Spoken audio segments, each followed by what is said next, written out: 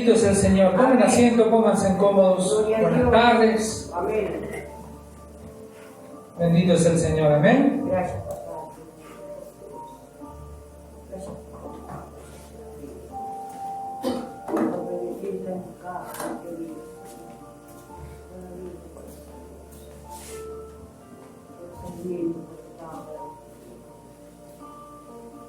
Oh, Santo,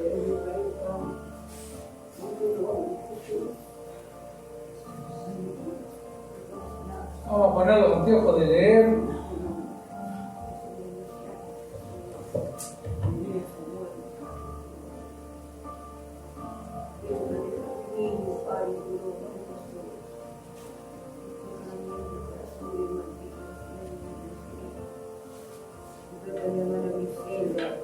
Amados, como decía Cecilia recién hace un ratito, con amor eterno Él nos ha amado y por eso Él nos ha prolongado su misericordia. El título de hoy, por su gran amor, salvos por gracia, no por obras. Por su gran amor, con el gran amor que nos amó, Él nos extendió su misericordia. Mucho no había hablado con Cecilia del tema de hoy a la noche, pero bueno, sabemos que el Espíritu Santo es el que mueve y guía. Amén, gloria a Dios. Vamos a leer la palabra Efesios capítulo 2, del verso 1 al 10. Amén. Amén, gloria a Dios. Dice la palabra del Señor y le damos lectura en el nombre del Padre, del Hijo y del Espíritu Santo. Amén. Amén. Versículo 1. Y Él os dio vida a vosotros cuando estabais muertos en vuestros delitos y pecados, en los cuales anduvisteis en otro tiempo, siguiendo la corriente de este mundo, conforme al príncipe de la potestad del aire, el espíritu que ahora opera en los hijos de desobediencia, entre los cuales también todos nosotros vivimos en otro tiempo, en los deseos de nuestra carne, haciendo la voluntad de la carne y de los pensamientos, y éramos, por naturaleza, hijos de ira, lo mismo que los demás. Pero Dios, que es rico en misericordia, por su gran amor con que nos amó, aun estando nosotros muertos en pecados, nos dio vida juntamente con Cristo. Por gracia sois salvos. Y juntamente con Él nos resucitó, y asimismo nos hizo sentar en los lugares celestiales con Cristo Jesús, para mostrar en los siglos venideros las abundantes riquezas de su gracia en su bondad para con nosotros en Cristo Jesús. Por gracia sois salvos por medio de la fe. Esto no de vosotros, pues es don de Dios, no por obras, para que nadie se gloríe, porque somos hechura suya, creados en Cristo Jesús para buenas obras, las cuales Dios preparó de antemano para que anduviésemos en ellas. Amén. Amén, gloria a Dios. Bendito es tu nombre, Jesús, y te volvemos a rogar, invocamos tu nombre, te clamamos a ti, oh Padre de todas las luces, Padre celestial, amado Dios y Señor de nuestros corazones.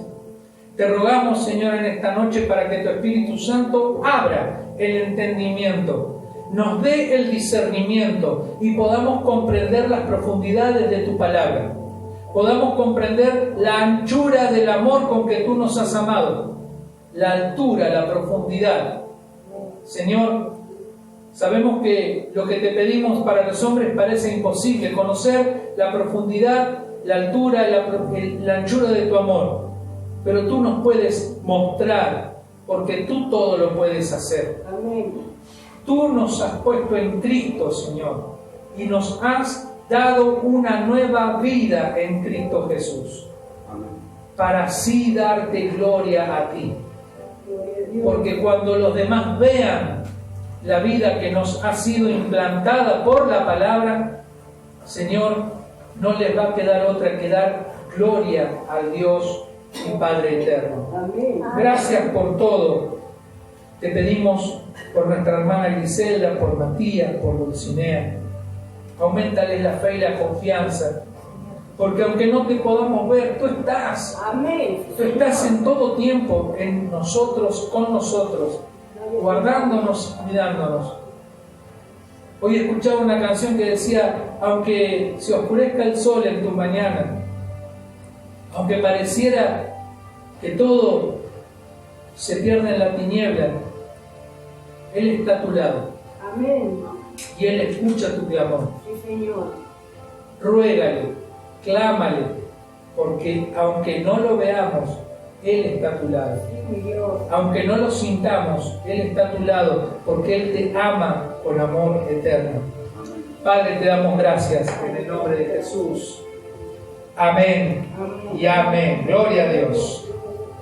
Dios los bendiga a todos. Y el título, por su gran amor. Lo que leímos recién es tremendo. Me gustaría leerlo en otra versión. Es un poquito más entendible.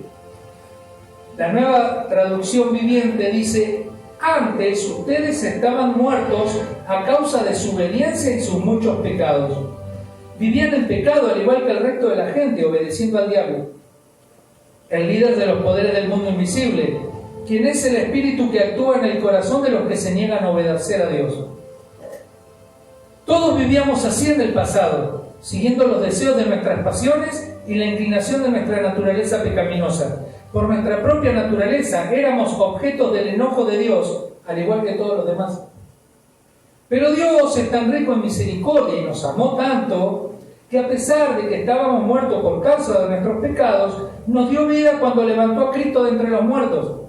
Es solo por la gracia de Dios que ustedes han sido salvados, pues nos levantó de los muertos juntamente con Cristo y nos sentó con Él en los lugares celestiales, porque estamos unidos a Cristo Jesús. De modo que en los tiempos futuros Dios puede ponernos como ejemplo de la increíble riqueza de la gracia y la bondad que nos tuvo, como se ve en todo lo que ha hecho por nosotros, que estamos unidos a Cristo Jesús. Dios los salvó por su gracia cuando creyeron. Ustedes no tienen ningún mérito en eso, es un regalo de Dios. La salvación no es un premio por las cosas buenas que hayamos hecho, así que ninguno de nosotros puede jactarse de ser salvo, pues somos la obra maestra de Dios. Él nos creó de nuevo en Cristo Jesús, a fin de que hagamos las cosas buenas que preparó para nosotros tiempo atrás. Es un poquito más clara la versión. Él preparó obras hace mucho tiempo para que nosotros caminemos en ellas. Él nos amó con tanto amor que aunque nosotros estábamos muertos, nos tomó, nos puso en Cristo cuando estaba en la cruz, y cuando Cristo murió, tomó nuestra muerte. Pero en los 3 días lo resucitó a Cristo, y nosotros estábamos en Cristo, y nos resucitó, dice el apóstol Pablo, juntamente con Cristo, y estamos sentados juntamente con Cristo a la diestra de Dios. Pero hay que creerlo. Tenemos que creerlo, porque si no, nosotros no tenemos motivación. Anoche nos visitó Facundo, ayer en la tarde, y nos quedamos hasta muy tarde. Lo invitamos a compartir la mesa, comimos. Jonathan estaba recansado, en un momento desapareció, y nos quedamos con Facu sentados en la mesa, Cecilia, Facu y yo, hablando de las cosas de Dios. Pero la verdad que el tiempo parece que no pasara cuando hablas de las cosas de Dios. Y mirás el reloj y sí pasó el tiempo. Facu se fue como a las 2:30 y se tenía que levantar temprano para ir a trabajar.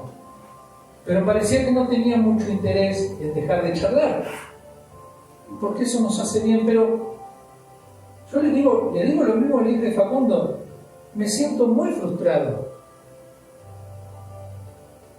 porque veo que parece que las cosas no van, pero quizás sea porque estoy queriéndolo hacer con mis propias fuerzas, a fuerza de empujar yo y decirle, Señor, me encomiendo en tus manos, y el Señor no me ha abandonado.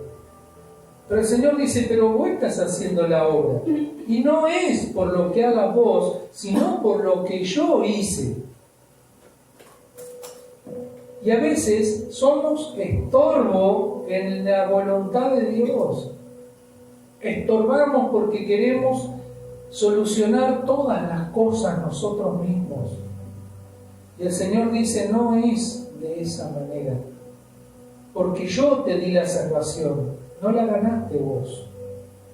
En estos días habíamos hablado de decir, yo no puedo hacer mucho más para que Dios me ame más. Dios me amó.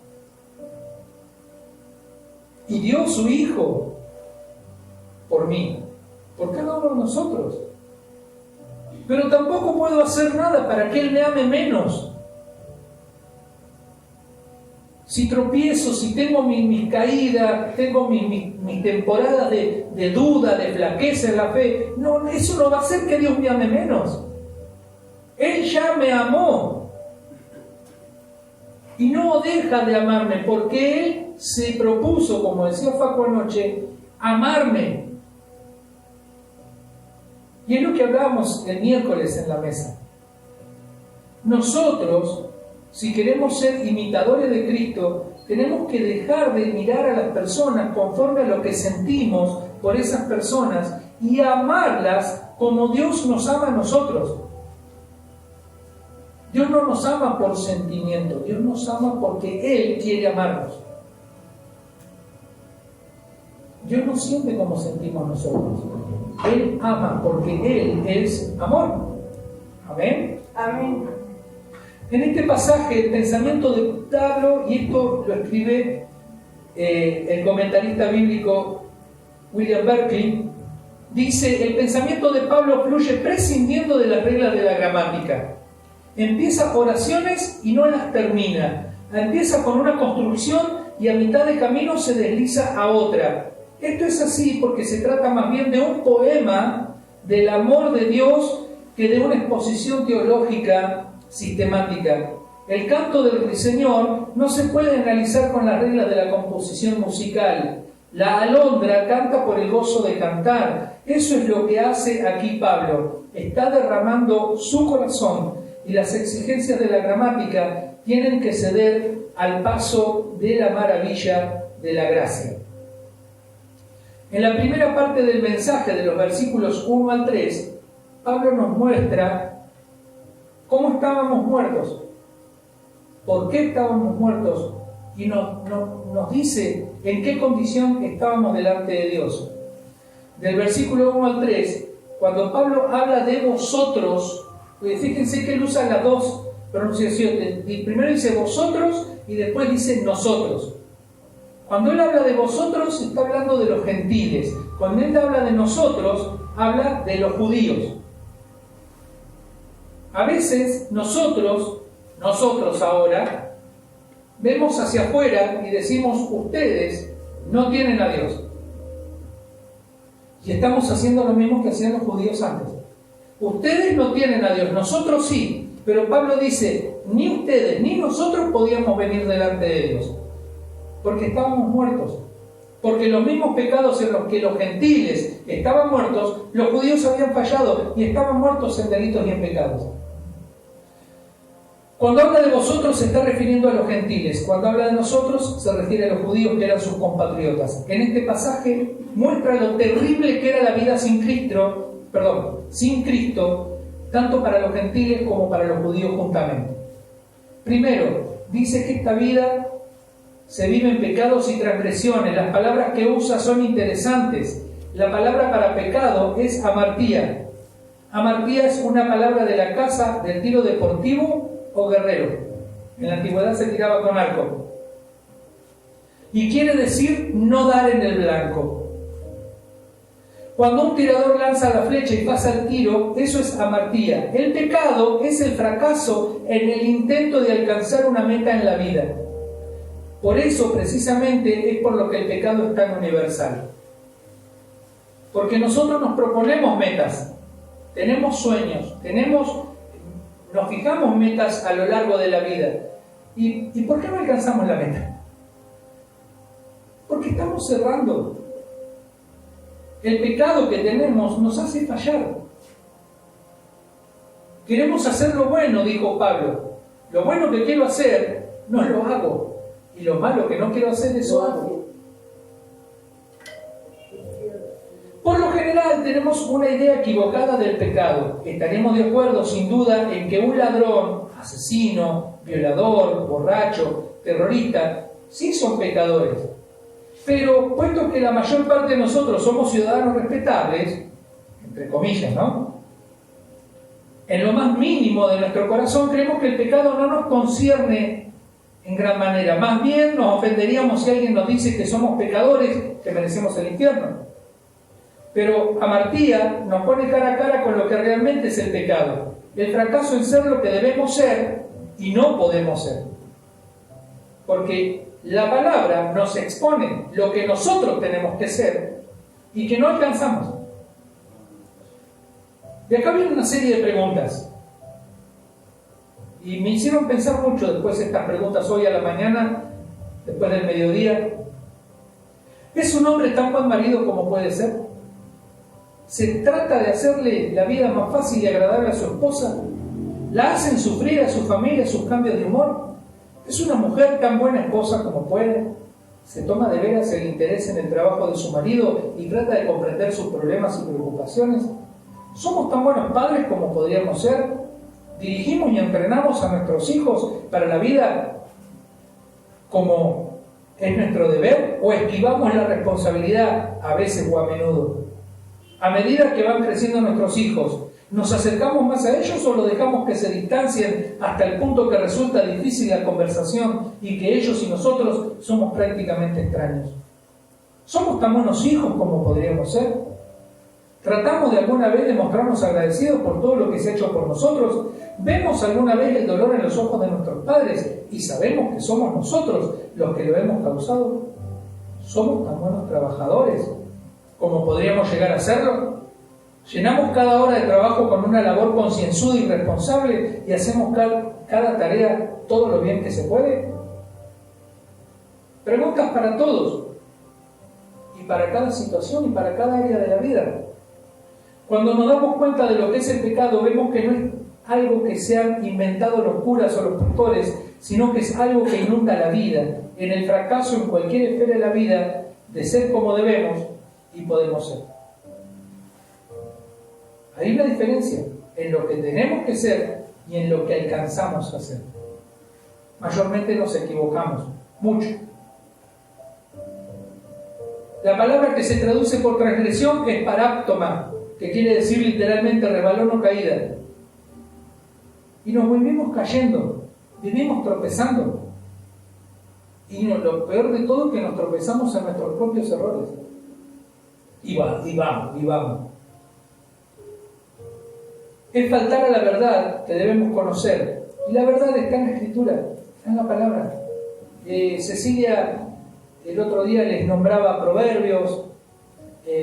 Y los proverbios nos enseñan sabiduría de Dios. Cómo caminar, qué es lo que tenemos que hacer, con qué gente nos tenemos que juntar, hacia dónde tenemos que apuntar, qué es lo que tenemos que buscar en nuestra vida. El proverbio, Eclesiastés, son libros de inmensa sabiduría de parte de Dios para que nosotros caminemos conforme a su voluntad. Y uno va a decir, sí, que está en el Antiguo Testamento, eso, la ley pasó, pero los poemas y los libros de sabiduría no son ley, es una enseñanza. Y Cristo, cuando dice yo vine a cumplir la ley, no vine a abrogarla, Él cumplió lo más importante. El sacrificio que Él hizo hace que ya no tenga que haber más sacrificios. La sangre que Él derramó hace que no se tenga que derramar más sangre. Ahora, lo que sí quedó, y el otro día lo hablamos, es la ley moral de Dios. Es esa ley que el Señor escribió en nuestros corazones. Es de saber que cada vez que me equivoco y peco, hace que me sienta mal.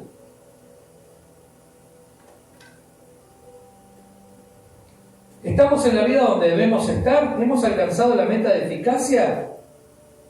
¿Hemos alcanzado la meta de servicio de los demás que teníamos la obligación de alcanzar? ¿Hemos alcanzado la meta de bondad? La idea central del pecado es el fracaso. Fracaso de acertar en la intención, fracaso de mantenernos en el camino, fracaso de hacer la vida lo que podríamos haberla hecho. Y eso nos define a cada uno. Pablo habla de personas que están muertas en pecado. ¿Qué quería decir? Pablo no está hablando de la vida venidera, porque hay mucha gente que dice que cuando habla de muertos, está hablando de la muerte del alma. Pero Pablo no está hablando de la vida venidera, está hablando de ese momento, de ahora. Estamos muertos en delitos y en pecado, pero vivos en Cristo Jesús. Y hay un proceso de transformación en nuestra vida. Está hablando de la vida presente. Hay 3 direcciones en las que el efecto del pecado es mortal. El pecado mata la inocencia, mata los ideales y mata la voluntad. Porque después no tenés la inocencia. Una vez que se perdió la inocencia, no se recupera más. Así es. Los niños son inocentes hasta que aprenden a mentir, o hasta que entiendan el significado de mentir.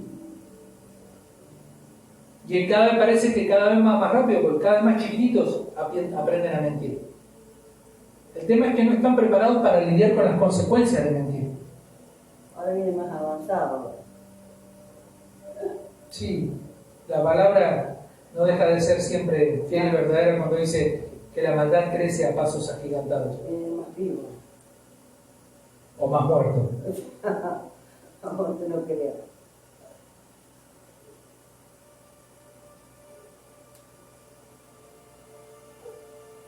Es probable que no quede en nuestra memoria consciente, pero los psicólogos hoy en día dicen que las cosas que hacemos no se olvidan. Puede que yo me lo olvide de la conciencia, de la memoria cuando estoy despierto, pero todo lo que hemos hecho, visto, o oído o experimentado queda enterrado en nuestra memoria inconsciente. El resultado es que el pecado produce un efecto permanente en la persona. Pequé hace 30 años y ahí yo me acuerdo ya de lo que pasó hace 30 años. Cuando estoy despierto me acuerdo, pero en el fondo de mi corazón, mi espíritu sabe que yo pequé. Y eso es como que te marca para toda la cosecha. La experiencia de pecado deja una especie de película opaca en la mente y las cosas ya no podrán ser tan luminosas como antes. Por eso Pablo dice que nos miramos como en un espejo nublado y nos vemos de una manera distorsionada, no como nos tendríamos que ver. Nos vemos lindos cuando en realidad no tenemos nada de lindo delante de Dios. Si manchamos un traje o una alfombra, podemos mandarlo al tintorero, pero no queda realmente como era en un principio, porque ya lo lavaron con un diluyente al saco o a la alfombra. Entonces el pecado hace algo en la persona, mata la inocencia, y la inocencia, una vez que se pierde, no se puede recuperar más, porque yo ya sé que pequé. Viene Cristo a mi vida, pero Cristo no me restaura la inocencia, pero Él me da el consuelo y la fortaleza para dejar la inocencia a un lado y seguirlo a Él. Es la inocencia de Él la que me sirve a mí. ¿Amén? Amén. El pecado mata ideales, mata la voluntad. Tiene un cierto poder asesino. Mata la inocencia. Y el pecado se puede perdonar, pero sus efectos permanecen. Como dice o decía Orígenes, era un filósofo griego cristiano, quedan las cicatrices. El pecado mata igualmente los ideales. Las personas empiezan a hacer sin remordimientos lo que en un principio les producía horror. Y mata la voluntad. Acaba por dominar a una persona de tal manera que ya no se puede librar de ella. El pecado se adueña de tu vida. Por lo tanto, se cumple lo que decía Pablo: muertos en delitos y pecados. Las señales de una vida sin Cristo. Ahí encontré una palabra que me dio vuelta, la tuve que buscar en un diccionario, la palabra baremos. Baremos es un estándar, una medida. La vida que se vive de acuerdo con esta edad presente, es decir, la vida que se vive de acuerdo con los estándares y los valores del mundo. El Evangelio exige perdonar, pero los escritores antiguos decían que era una señal de debilidad el tener la posibilidad de vengarse de una injuria y no hacerlo. El Evangelio demanda amar aún a nuestros enemigos, pero Plutarco decía que la señal de un buen hombre era ser útil a sus amigos y terrible a sus enemigos. El Evangelio demanda servir, pero el mundo no puede comprender a un misionero, por ejemplo, que va a alguna tierra extranjera para enseñar en una escuela o colaborar en un hospital, por la cuarta parte del sueldo que le pagarían en su país en cualquier trabajo secular. La esencia de los estándares del mundo es que colocan al yo en el centro. Y hoy vemos que hay muchas iglesias que tienen su estándar en la persona, en el yo, y no donde tiene que estar. La esencia del estándar cristiano es que pone a Cristo y a los demás en el centro. A Cristo y a los demás. Cuando lo miro yo es Cristo y los demás. Cuando mira a Gloria es Cristo y los demás. Cuando mira a Facundo es Cristo y los demás. Siempre tenemos que mirar y no mirarnos. Por eso dijo en una de las cartas, es como mirarse el ombligo. No tenemos que mirarnos el ombligo, no tenemos que mirarnos nosotros, tenemos que mirar hacia los demás. La motivación del mundo de la ganancia, la dinámica del cristiano es el deseo de servir. En la vida que se vive bajo los dictados del príncipe del aire, aquí nos encontramos de nuevo con algo que era muy real para los días del apóstol Pablo. En aquel tiempo, los hombres y las mujeres creían en los espíritus. Hoy decir que hay espíritus en el aire, te van a mirar y te van a decir, Dios, este está. Nosotros tenemos que saber que en el aire, que a nuestro alrededor hay espíritus. Lo tenemos que entender muy bien. Hay espíritus. No todos son malos, pero los hay. Hay malos. Hay demonios. Creía que el aire estaba abarrotado de estos demonios y que no había espacio ni para introducir la punta de un alfiler entre ellos. Pitágoras decía, todo el aire está lleno de espíritus. Y Filón decía, hay espíritus volando por todas partes en el aire. El aire es la morada de los espíritus desencarnados. ¿Qué pasa? ¿Qué dice Pablo en el pasaje? Que nosotros vivíamos bajo la influencia del príncipe de la potestad del aire, del diablo, que nos llevaba a vivir una vida apartados de Dios, en desobediencia. Una vida caracterizada por la desobediencia. Dios tiene muchas maneras de revelarle su voluntad a las personas. Lo hace por medio de la conciencia, a través del Espíritu Santo, que nos habla desde el interior, o dándole a las personas sabiduría a los mandamientos de su libro, o por medio del consejo de buenas y personas piadosas. Pero el que vive la vida sin Cristo sigue su propio camino, aun cuando sabe que el camino correcto es el de Dios. Es una vida que está a merced del deseo. Y el deseo que nos maneja a nosotros es el deseo malo, el que nos está prohibido. El deseo es un mal amo y el estar a merced del deseo es la peor esclavitud. El deseo no es simplemente una debilidad del cuerpo, es el ansia de aquello que es prohibido. Por eso en la Reina Valera se llama los deseos de nuestra carne. Debemos tratar de entender lo que Pablo quiere decir con esta expresión. Quiere decir mucho más que deseos sexuales. Pablo hace una lista de las obras de la carne. En verdad empieza por el adulterio y la fornicación, pero seguidamente incluye idolatría, odio, ira, rivalidad, envidia, sediciones, divisiones. La carne es la parte de nuestra naturaleza que le ofrece una cabeza de puente al pecado. Es lo que nos atrae, es lo que deseamos.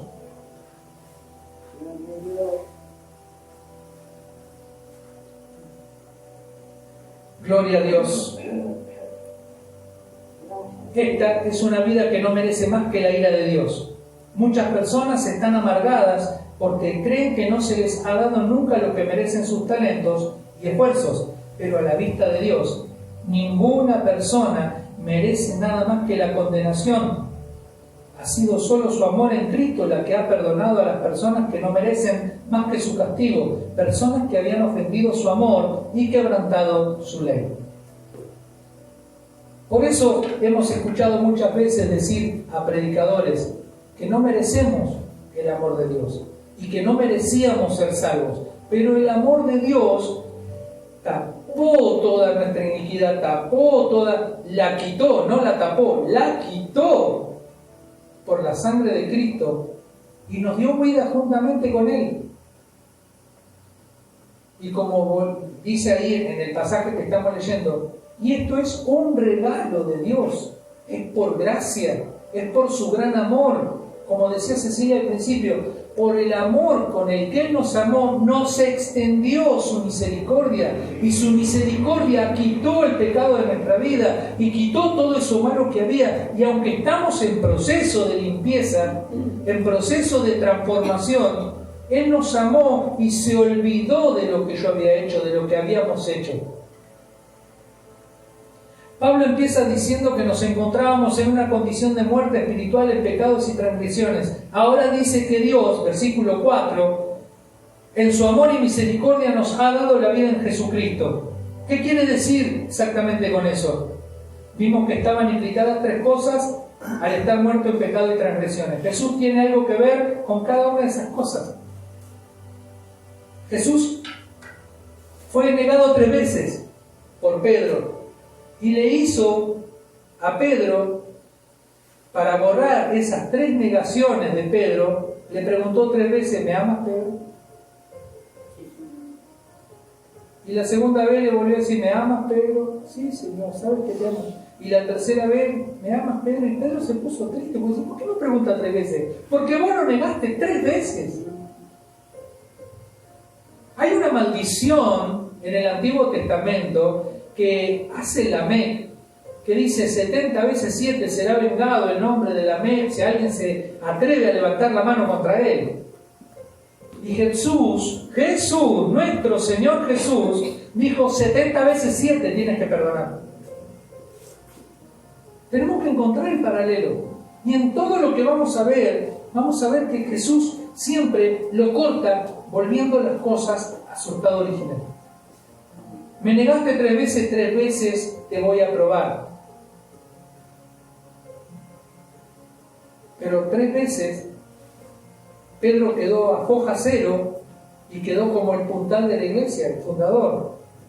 La piedra, porque dijo sobre Pedro, sobre esta piedra edificaré mi iglesia. Amén. Amén.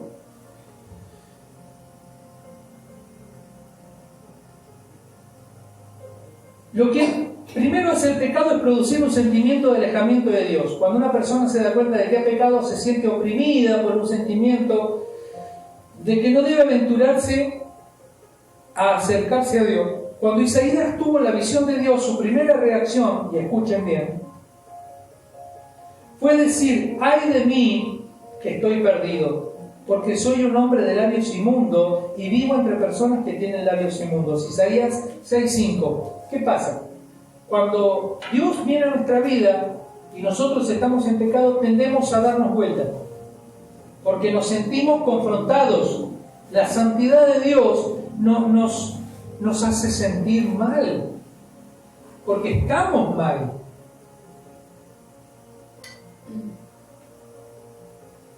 Cuando Pedro se dio cuenta de quién era Jesús, y esto estoy hablando cuando recién lo conoció, su primera reacción fue, apártate de mí, porque yo soy un hombre pecador, oh Señor. Lucas 5:8.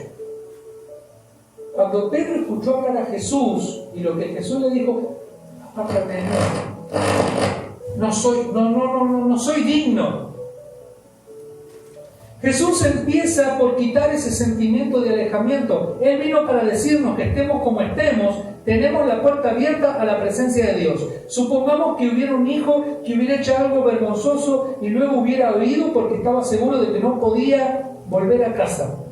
porque la puerta estaría cerrada para él. Entonces, supongamos que alguien le trae la noticia de que la puerta la tiene abierta y le espera una bienvenida cálida a casa. Lo hemos leído un montón de veces.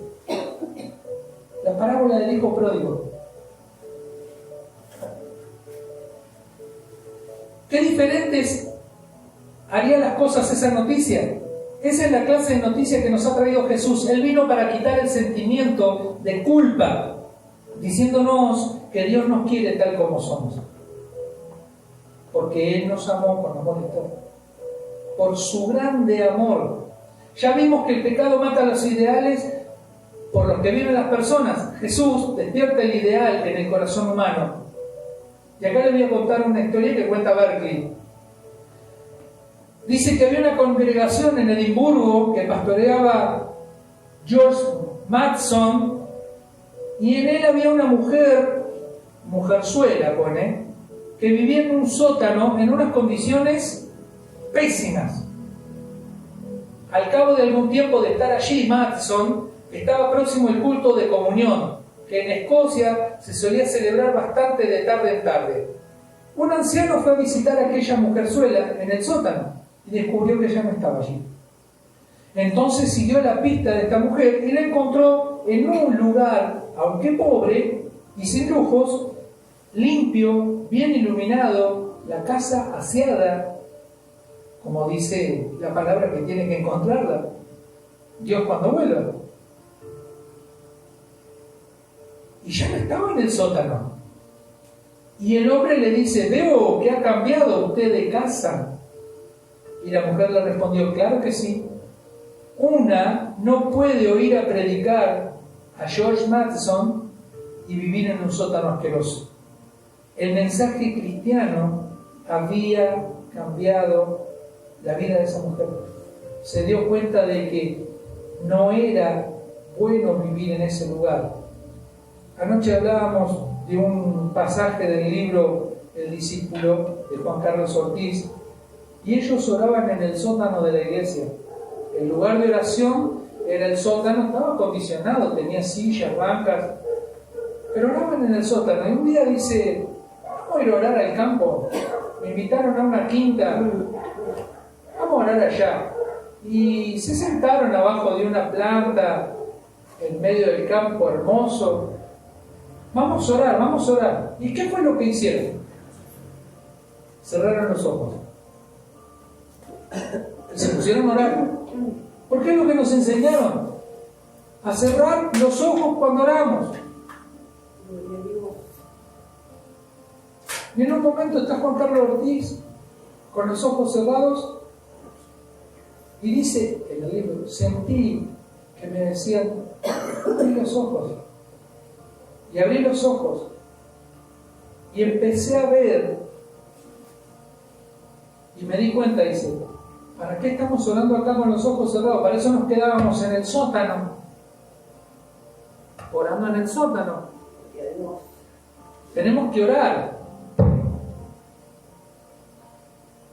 Y empezó a mirar a su alrededor y vio las plantas, vio el campo, la hierba creciendo, los animales, y empezaron a dar gracias a Dios. Y cada uno empezaron a abrir los ojos. Dice que en un momento era todo un canto de agradecimiento a Dios.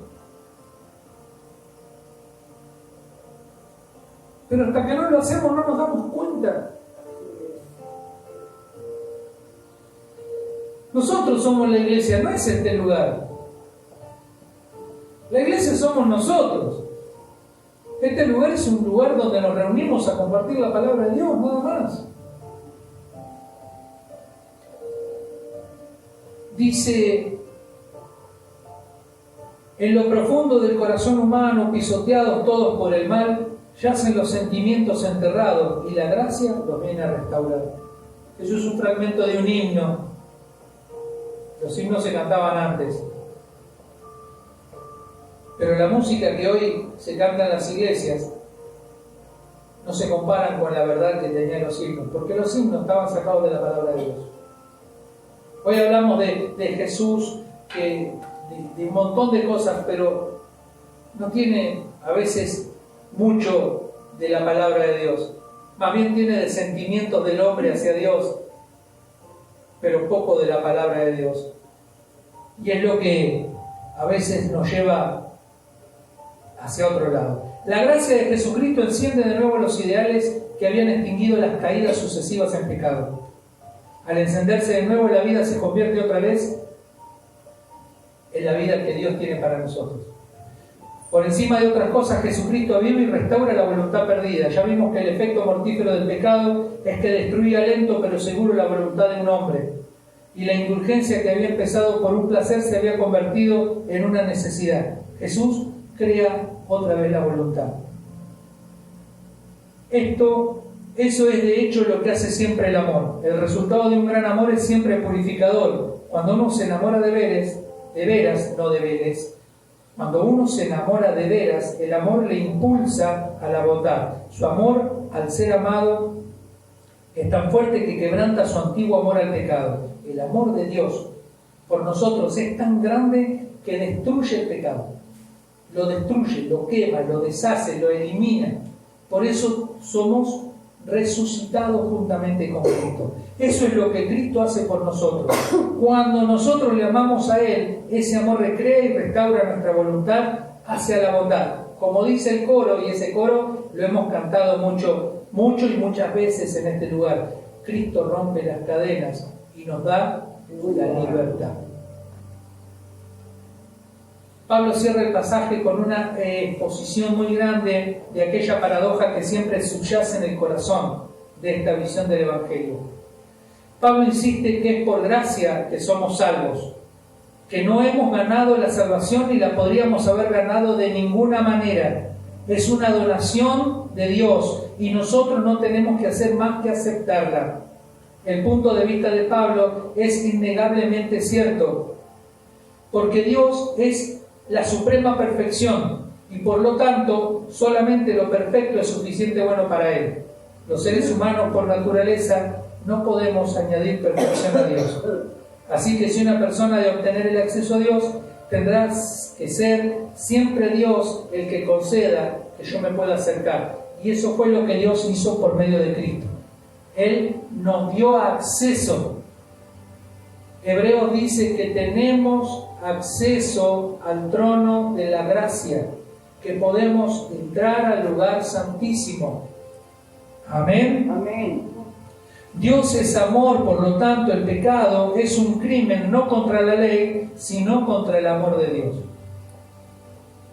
Se puede hacer una reparación por haber quebrantado la ley, pero no se puede hacer una reparación por quebrantar el amor. El que ama y su amor fue quebrantado por una acción mía, me tiene que perdonar.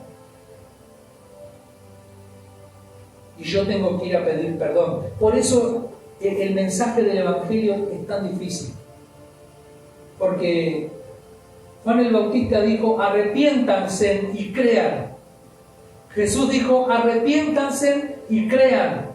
Pedro dice, arrepiéntanse y crean. Pablo dice, arrepiéntanse y crean. Y nosotros decimos, vos podés aceptar a Cristo en tu corazón. Invitá a que venga Cristo a tu corazón. Y no te dicen que tenés que arrepentirte y creer. Arrepiéntanse y crean. Bautícense en el nombre del Señor Jesucristo y serán salvos. Gloria a Dios. Porque el mensaje del Evangelio es arrepentite. Porque no vas a ser salvo por lo que has hecho, sino porque Dios te puede hacer salvo. Y créele a Dios. Pon el ejemplo de un accidente de auto.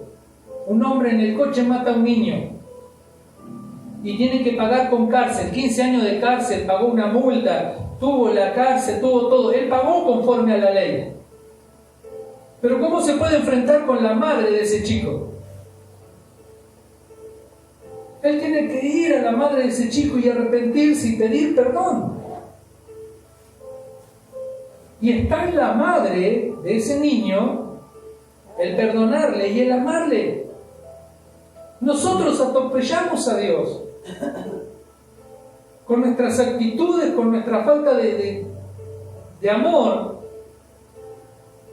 Hacemos todo lo que Dios no quiere que hagamos. Y somos duros y no queremos ir y pedir perdón, ¿no? Nos cuesta arrepentirnos.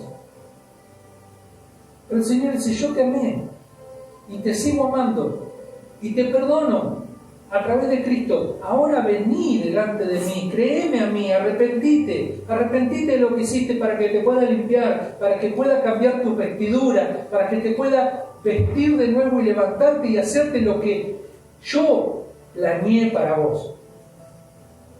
Porque no es lo que vos querés, es lo que yo quiero, dice el Señor. Gloria a su nombre. Gloria a Dios. Esto quiere decir que las obras no tienen nada que ver con ganar la salvación. No es correcto ni es posible apartarse de la enseñanza de Pablo aquí. Sin embargo, es donde se apartan muchos a menudo. Pablo pasa a decir que somos creados de nuevo por Dios para buenas obras. Y aquí está la paradoja paulina. Todas las buenas obras del mundo no pueden restaurar nuestra relación con Dios, pero algo muy serio pasaría al cristianismo si no produjera buenas obras. No hay nada de misterioso en esto, se trata sencillamente de una ley inevitable del amor. La ley inevitable del amor. Si alguien ama de veras, sabemos que no merecemos ni podemos merecer ese amor. Pero al mismo tiempo tenemos la profunda convicción de que debemos hacer todo lo posible para ser dignos de ese amor. Las buenas obras no pueden nunca ganarnos la salvación. Como decía Lutero, recibimos la salvación por la fe sin aportar obras, pero la fe que salva va siempre seguida de obras. Empiezo a hacer lo que es correcto. Antes hacía todo para mí, pero ahora empiezo a hacerlo para otros. Empiezo a ver a los demás y empiezo a ver, movido por el amor de Dios, empiezo a ver la necesidad o empiezo a ver la ignorancia y empiezo a darle de lo que Dios me dio. De gracia recibiste, da de gracia. Sabemos lo que Dios quiere que hagamos. Nos ha preparado de antemano la clase de vida que quiere que vivamos y nos lo ha dicho en su libro y por medio de su Hijo. Nosotros no podemos ganarnos el amor de Dios, pero podemos y debemos mostrarle que le estamos eternamente agradecidos, tratando de todo corazón de vivir la clase de vida que produce gozo al corazón de Dios.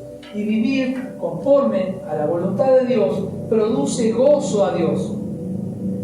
Y obviamente que cuando le producimos gozo a Dios, también nosotros vamos a sentir el gozo de Dios en nuestra vida.